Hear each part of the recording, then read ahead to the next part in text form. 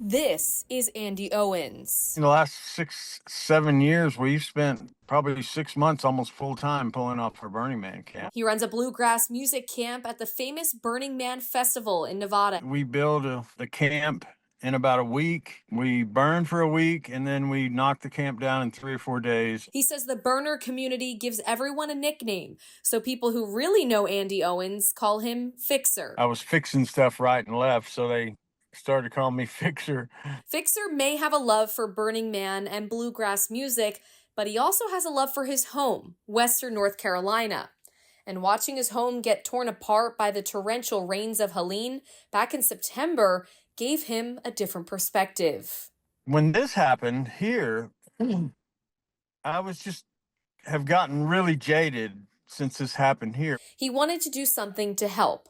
His wife, Abby, told him that his experience with Burning Man had given him a special skill, one that could help the people right in their home state. She said, look, everything you learned putting a camp together on the fly in just a few days are the skills that you learned that are allowing you to be the person that could put together a base camp to house visiting volunteers. With Abby's help, along with donations from the burner community and the local community, he went to work. He built a base camp on a local farmer's open pasture so storm cleanup volunteers coming from out of town would have a place to stay. One day, Fixer got a call from a friend who asked if his camp could be used to host a large volunteer group from Pennsylvania. Somebody asked me if I could figure out how to host the Amish, so we enlarged that mission. An Amish volunteer group wanted to come build 12 sheds that storm victims can live in until they can rebuild their homes.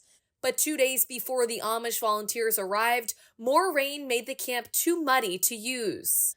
No problem for Fixer. He found a local pastor who was eager to help. I knew Pastor Reggie over at Cornerstone, so we went over there. Fixer quickly moved his whole camp to the church so the Amish volunteers could sleep inside and work outside. He says he was amazed at the work done by the Amish volunteers.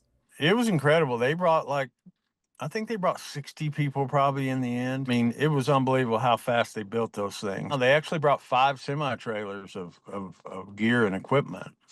And man, they knocked them out. They knocked them out. It was unbelievable. They're all about teamwork, you know? That's the whole thing. But they built 12 sheds, and they're big. They're 10 by 32. They're insulated. They're wired. They just want to help. You know, that's their nature. And that's how they live. Their nature is to help each other and to help the outside also. And they're not doing it for the recognition. Unbelievable. It was just unbelievable how they did that. Fixer and Pastor Reggie are now in the process of delivering the sheds to people affected by Helene. After that, Fixer plans for his mission to continue so he can use those skills he honed at Burning Man to help people for years to come. He's calling it Burner Disaster Response, a nod to the Burning Man community. If we're ready and able to mobilize, if there's a tornado in South Carolina or something, then we take our stuff there and we try to help, you know. That's kind of the idea. He set up a GoFundMe where you can make donations to help the ongoing effort. It's an effort that'll be needed in North Carolina for a long time to come. It's going to take years for this. Well, it's going to take more than years. It'll never be the same.